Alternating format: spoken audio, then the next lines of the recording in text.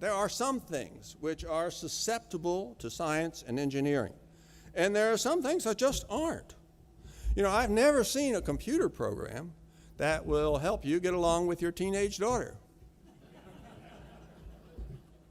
Show me the science that tells you how to improve the kiss you give your wife.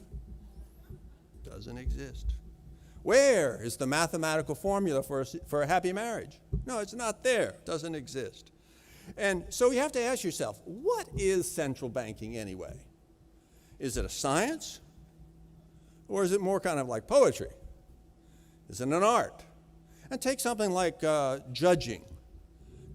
Judging is serious work, but has there been any improvement at all, any improvement scientific or otherwise, in judging since the time of Solomon?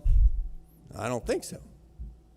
I don't think there's been any improvement in judging, in kissing, or in raising a family. And I don't think there has been any improvement in central banking either. These are things that don't get better by taking out wrenches and screwdrivers. All you can do is stick with the basics. And that usually works. That's the best you can do. Let's see. Anyhow, the idea of economics as a science is totally, totally preposterous. And yet, in order to be a science, you'd have to have a disprovable hypothesis, which you never have.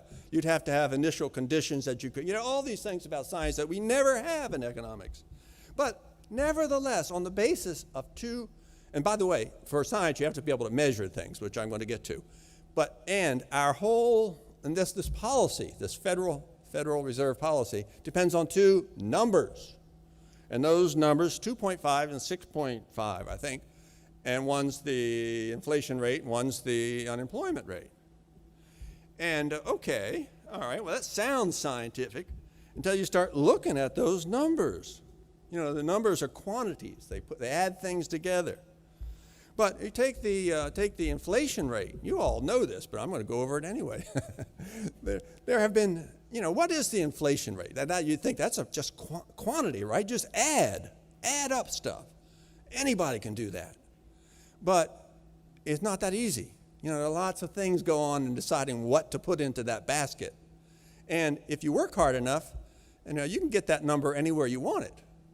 And the feds have done a great job at that. They have redone the way they calculate the inflation rate twice in the last 30 years. And guess what? Each time they've gotten a lower number. How do you like that? What a coincidence. And if you did it the way they did it in the 90s, well, before the last revision. Now, right now, we have an inflation rate of about 2%. If you did it the way they did it in the 90s, you'd have 6%. Okay, that's 4% difference, but it's 3 times the rate that we're working from. And if you did it the way they did it during the Carter administration, you'd have an inflation rate of almost 10%. That's 5 times the number we're working with. Now, here's the question. Economists, each of these numbers was done by a group of economists, the brightest and best in the country. Now, which one of these groups was a bunch of dunderheads? One of them was. 2 of them were. How come? How are you supposed to know that? Which one is right? I don't know, but that's what you get in a credit-based system. You're dealing with a lot of little things that you can't know. Doesn't work. Sign up for your free subscription to the Daily Reckoning and gain access to exclusive insights, forecasts, and recommendations that you won't find anywhere else. Simply click here.